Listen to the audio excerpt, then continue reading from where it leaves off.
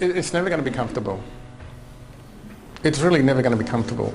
And if you think about it, all growth is generally going to be uncomfortable because it's going to take you out of your familiar. It's going to take you out of your comfort zone. By definition, anything out of your comfort zone is scary. And that's the way that our evolutionary brain is wired up. You know, we have this reptilian brain.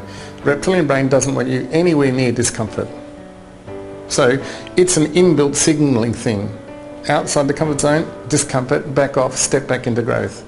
So it's never going to be comfortable.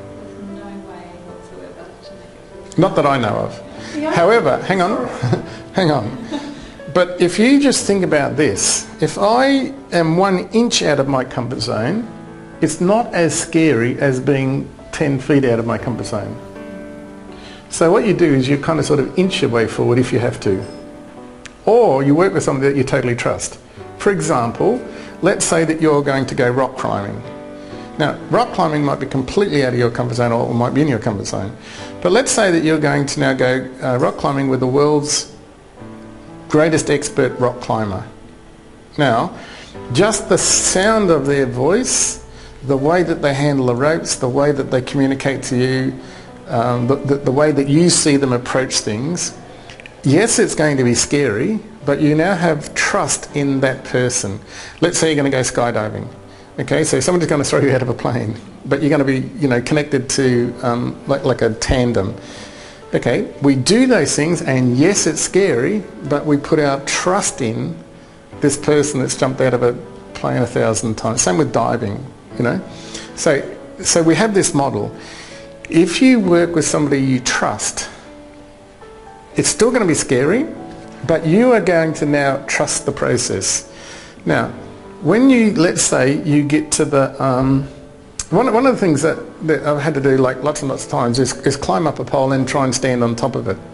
And this pole's like 60 or 70 feet high and it's waving around like that. It's scary, okay? Now you're on a safety rope and you know that, intellectually you know, you could fall off and they're just going to catch you. But it doesn't matter.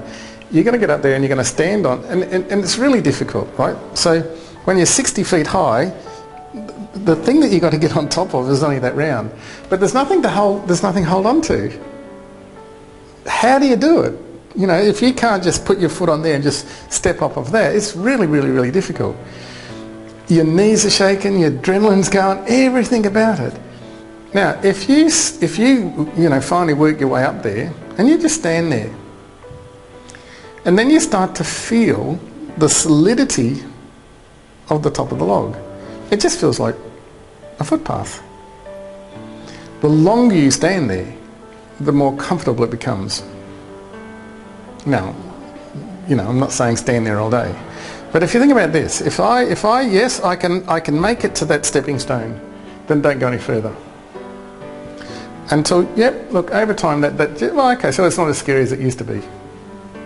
So from there, now, you know, somebody holds your hand and we just now get to the next one. Now that move is scary, but over time it's not as scary as it used to be. And that's growth.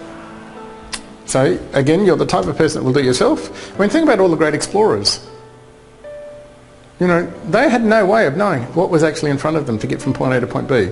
But the way that they did it was they actually believed in their resourcefulness. I mean, think about, you know, all the Antarctic explorers. And so resourceful people can do that by their own means. So the more resources that you have and the more you trust you